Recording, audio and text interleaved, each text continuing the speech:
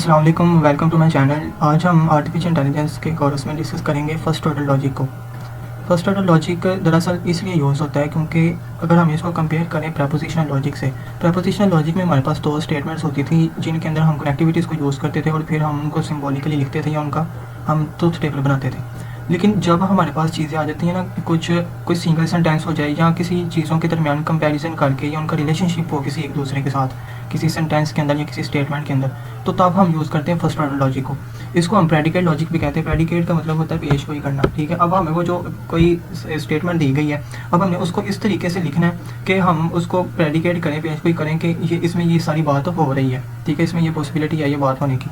इसको हम knowledge reasoning में यूज़ करते हैं। नॉलेज रीजनिंग में क्या होता है, या नॉलेज बेस भी से कह सकते हैं कि अगर हमने कोई डाटा किसी मशीन के अंदर फीड करना है तो हम उसको इंग्लिश में सारा डाटा तो देंगे लेकिन उसे समझ नहीं आएगी, ठीक है। अब समझ नहीं आएगी तो हम क्या करेंगे, किसी एक स्पेशल तरीके के साथ सिंबल्स को यूज़ करके हम उसको अपनी स्टेटमेंट को बताएंगे ताकि उसे भी समझ आए। तो फिर हम उसके लिए इस चीज़ को यूज़ करते हैं जिसको हम कहते हैं फर्स्ट ऑर्डर लॉजिक या फर्स्ट ऑर्डर प्रेडिकेट लॉजिक भी कोई उसको कहते हैं। तो इसमें आगे हमारे पास ये है कि logical system that analyse statements using objects properties and relationship. मतलब कि लॉजिकल एक निज़ाम है हमारे पास जिसमें हम अपने सेंटेंसेज या स्टेटमेंट्स को एनालाइज करते हैं और हम किसका यूज़ करते हैं, ऑब्जेक्ट्स का, उसकी प्रॉपर्टीज़ का और उनके जो आपस के रिलेशनशिप होते हैं उनको यूज़ करते हैं। और ये तीनों चीज़ें हमारे पास प्रेपोजिशनल लॉजिक के अंदर नहीं यूज़ होती। अगर हम डिफरेंस देखें प्रेपोजिशनल लॉजिक और एफओएल का, तो अब इसमें हमारे पास एक होल सेंटेंस होता है, ठीक है। मतलब कि पूरा एक सेंटेंस होता है जिसको हमने लेके उसमें कनेक्टिविटीज़ को यूज़ करना होता है और फिर हम एक प्रेपोजिशनल लॉजिक को बना के तो अपने जो सिस्टम में होते हैं वो उसको फील करते हैं। और एफओएल में हमारे पास प्रेडिकेट्स होते हैं, वेरिएबल्स भी होते हैं, क्योंकि हम इसके अंदर एक रिलेशनशिप होते हैं दूसरे के साथ, तो हम इसको अपनी एक मखसूस लैंग्वेज में बनाने के लिए हम इन चीज़ों का यूज़ करते हैं ताकि मशीन को समझ आए। वेरिएबल नॉट अलाउड, इसमें वेरिएबल्स अलाउड नहीं होते क्योंकि इसमें सिंपल सेंटेंसेस होते हैं ताकि हम उसको सिंपली आगे क्या कहते हैं प्रोसीड कर सकें। और इसमें वेरिएबल अलाउड होते हैं। ये सारी चीज़ों की जो एग्जांपल्स होंगी मैं आगे आपको बताऊँगा। इसमें हम क्वांटिफायर्स नहीं यूज़ करते, यहाँ पे क्वांटिफायर्स आता है, ठीक है।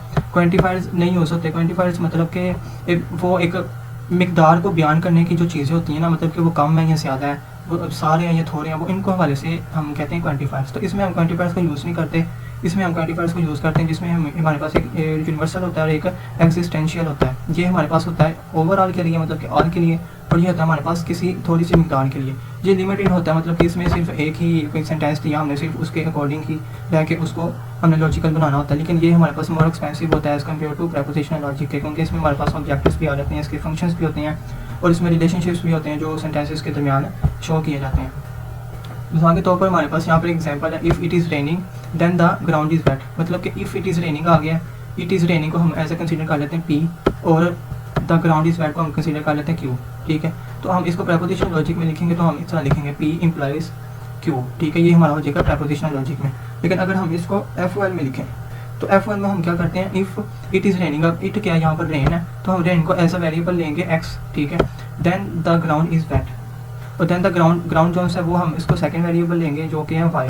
तो हम अगर इसको प्रेपोजिशनल एफओएल में लिखेंगे तो हम क्या लिखेंगे, रेन जो है वो एक्स है, ठीक है। इट इज़ रेनिंग यानी एक्स जो है वो रेन है, और क्या हमारे पास देन है, देन में हम एम्प्लॉयज यूज़ करते हैं, तो ग्राउंड जो सा वाई है, ग्राउंड इज़ वेट, ठीक है। मतलब कि if it is raining then ground is wet, तो ये सारा इसका एफओएल में आ जाता है। इस तरीके के साथ हमने अपने सेंटेंसेस को बनाना होता है। ये कोई एल्गोरिथम तो नहीं है, बस एक कंसेप्चुअल थ्योरी है, तो इसको ज़रा इस चीज़ों में समझना चाहिए। तो मैंने इस हवाले से आपको मैंने कहा चलो थोड़ा सा बता देते हैं ताकि बच्चों को कोई कन्फ्यूजन हो तो वो इससे क्लियर कर लें। वैसे ये एल्गोरिथम नहीं है, बस एक कंसेप्ट ही है। तो हमने सिर्फ स्टेटमेंट्स को देखना, हो सकता है मे भी ये शॉर्ट में आ जाए, लॉन्ग में तो नहीं आ सकता। शॉर्ट में कोई ऐसी ही स्टेटमेंट देंगे या उसके बारे से थोड़ा बहुत पूछ लेंगे कि इसमें क्या क्या चीज़ें आती हैं, वो मुझे सारा लिख के बताएं, तो इंशाल्लाह ये जितना भी मैं कराऊंगा आपका उसमें सारा क्लियर हो जाएगा। तो इससे नेक्स्ट हमारे पास इसके कंपोनेंट्स हैं जिसमें हमारे पास कॉन्स्टेंट्स हैं। कॉन्स्टेंट्स मतलब कि स्पेसिफिक ऑब्जेक्ट्स होते हैं, जैसे मिसाल के तौर पर ये हमारे पास कॉन्स्टेंट्स लिखे हुए हैं। वेरिएबल्स आ जाते हैं, अननोन और जनरल थिंग्स होती हैं जो कि वेरिएबल्स हमें एक्स वाई ज़ी इस तरह के तौर पर हम लिखते हैं।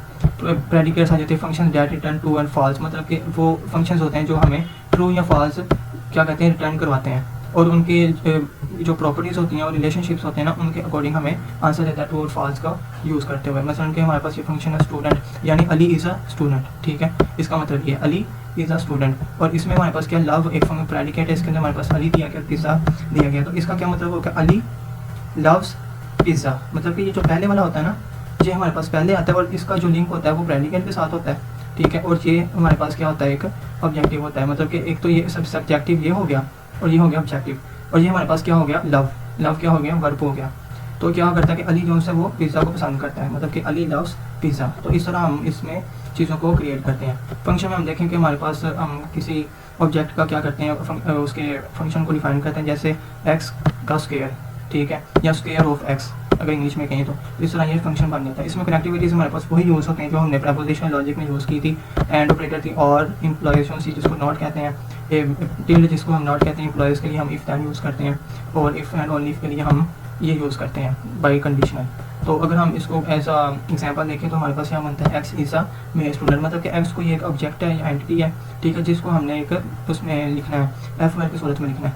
यहाँ के हम देखें कि यहाँ पर एक्स क्या हमारे पास एक ऑब्जेक्ट है, मतलब कि एक बच्चा है, वो स्टूडेंट ही होगा ना। तो एक्स जो सा वो स्टूडेंट है, ठीक है, एक्स इज़ अ स्टूडेंट।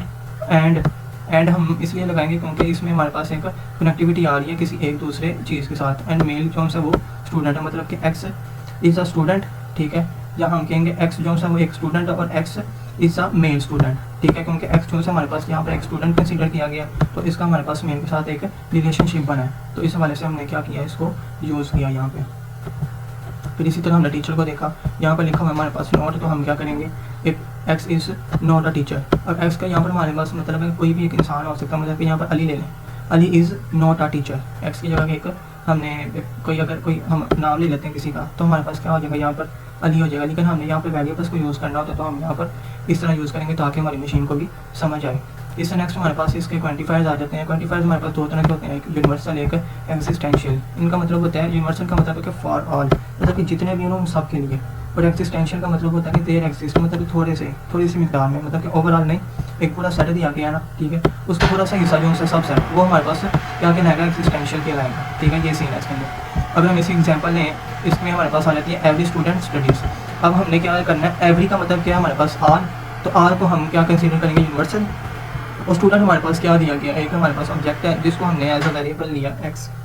अब क्या है, एवरी स्टूडेंट, ठीक है, एवरी स्टूडेंट, और एक्स को हमने क्या इसको साथ लिख लिया ताकि हमें पता चल जाए कि ये इसका वेरिएबल है। और स्टूडेंट एक्स को हमने इसके साथ साइन कर दिया, और स्टडीज़ को भी हमने एक्स साइन कर दिया, मतलब कि ये स्टूडेंट जो है ये पढ़ता है। अब हमने जब भी यूज़ करना है ना हमने यूनिवर्सल, तो हमने क्या इसमें यूज़ करना है, एम्प्लॉयज़ का फंक्शन यूज़ करना बाई कंडीशन, वो वाला जो हमारे पास सिंगल कंडीशन वाला होता है, इफ़ देन वाला, ठीक है, हमने ये यूज़ करना है। तो इसका मतलब ये होगा कि एवरी स्टूडेंट स्टडीज़, मतलब कि ये स्टूडेंट हमारे पास जो है वो स्टडी करते हैं, और हमारे पास एवरी लिखा हुआ है, तो इसका मतलब है कि ये ऑल स्टूडेंट है, ठीक है। इस तरह ये हमारे पास एक एग्जाम्पल बनती है। नेक्स्ट हमारे पास एग्जाम्पल है एवरी बर्ड कैन फ्लाई।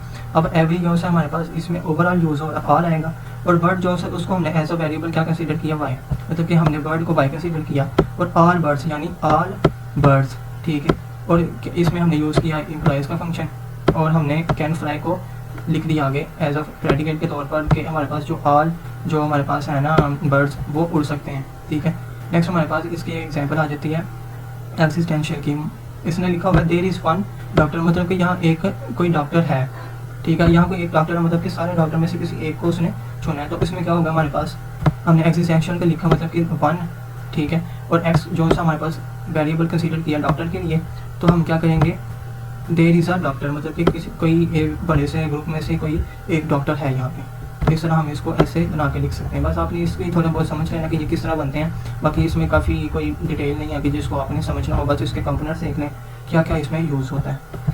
तो इस नेक्स्ट हमारे पास इसमें आता है atomic sentences. A predicate with constants and variables that can not be broken down further, मतलब कि हमारे पास एक प्रेडिकेट है, यहाँ एक स्टेटमेंट है कुछ, ठीक है, उसको हमने प्रेडिकेट लॉजिक में F1 में कन्वर्ट किया हुआ है। उसमें हमारे पास क्या आ सकते हैं, वेरिएबल्स भी आ सकते हैं, कांस्टेंट भी आ सकते हैं। तो हम उसको अगर फर्दर ब्रेक नहीं ना कर सकते, तो मतलब है कि वो एक एटॉमिक सेंटेंस है। मतलब कि हमारे पास यहाँ पर एक प्रेडिकेट ये अली है, और इसके हमारे पास एक पैरामीटर है, समझ लें ऑब्जेक्ट है अली, ये अली है, और ये हमारे पास प्रेडिकेट क्या स्टूडेंट। अगर हम इसको लिखेंगे ना इंग्लिश फॉर्म में, तो हमारा बनेगा अली इज़ अ स्टूडेंट। और अगर हम इसको फर्दर ब्रेक करना चाहिए तो ब्रेक हो नहीं सकता, क्योंकि हम इसको क्या अलग करेंगे, अली इज़ अ स्टूडेंट है, ये भी तो नहीं ना हो सकता अली अलहदा हो जाए और इज़ अ स्टूडेंट अलहदा हो जाए, तो ये इस तरह से हमारी कोई चीज़ की समझ नहीं आएगी। तो ये हमारे पास क्या होगा, एक एटॉमिक सेंटेंस होगा। नॉन एटॉमिक क्या होगा, जिसको हम अलग अलग कर सकते हैं। जैसे हमारे पास यहाँ पर ये है कि एक्स स्टूडेंट है एंड मेल के हमारे पास एक्स है, तो हम क्या करेंगे, एक्स जो है वो स्टूडेंट इज़ अ मेल, तो हम क्या हो सकता है कि ये वाला जो सा एक्स है ना, ये स्टूडेंट जो सा ये अलग हो सकता है और ये मेल जो सा अलग हो सकता है इस कनेक्टिविटी की वजह से, ठीक है। जिसमें कनेक्टिविटी नहीं ना होगी वो एटॉमिक होगी, जिसमें कनेक्टिविटी होगी वो नॉन एटॉमिक होगी।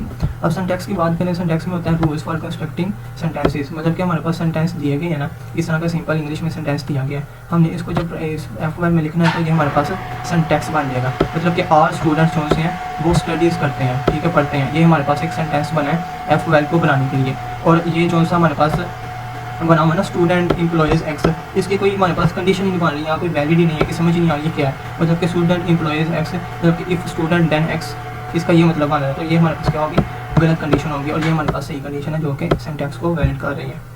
इसके बाद हमारे पास सिमेंटिक आती है। सिमेंटिक का मतलब मीनिंग बिहाइंड द सेंटेंसेस, मतलब कि कोई हमारे पास ये एक सेंटेंस दिया गया है या कह लें कि इसको ही हमने फर्स्ट ऑर्डर लॉजिक में कन्वर्ट किया, और इसका जो मतलब बनाएगा ना, मतलब बना के जो हमारा एक इंग्लिश में सेंटेंस बनेगा उसको हम क्या कहेंगे, सिमेंटिक कहेंगे। मतलब कि हमने कहा है कि आर स्टूडेंट्स स्टडी, ठीक है, तो इसको अगर हम इंग्लिश में लिखेंगे ना तो ये जो हमारा सारा सेंटेंस बनेगा ना इंग्लिश में, इसको हम कहेंगे सिमेंटिक, ठीक है। ये आपने उन चीज़ों को याद रखना है। तो एक मैं एक और चीज़ आपको बता दूँ कि जब हमने यूज़ करना है ना यूनिवर्सल को, यूनिवर्सल में हम हमेशा एम्प्लॉयज़ का फंक्शन ये साइन यूज़ करेंगे, ठीक है। और इसके साथ हम जो सा उल्टा ए है हम इसको कह सकते हैं कि ये यूनिवर्सल क्वांटिफायर में आएगा। तो हमने यूनिवर्सल क्वांटिफायर में हमेशा एम्प्लॉयज़ यूज़ करना है, और हमने हमेशा जो हमारे पास होगा एक्सिस्टेंशियल, ठीक है, उसमें हमने क्या यूज़ करना है, हमने एंड ऑपरेटर यूज़ करना है, ठीक है। ये आप कंडीशन को याद रखने दोनों को कि अब हमने एक्सिस्टेंशियल में एंड यूज़ करना है और यूनिवर्सल में हमने एम्प्लॉयज़ यूज़ करना है। तो ये सारी बातें इसके अंदर आ जाती हैं फर्स्ट ऑर्डर लॉजिक में।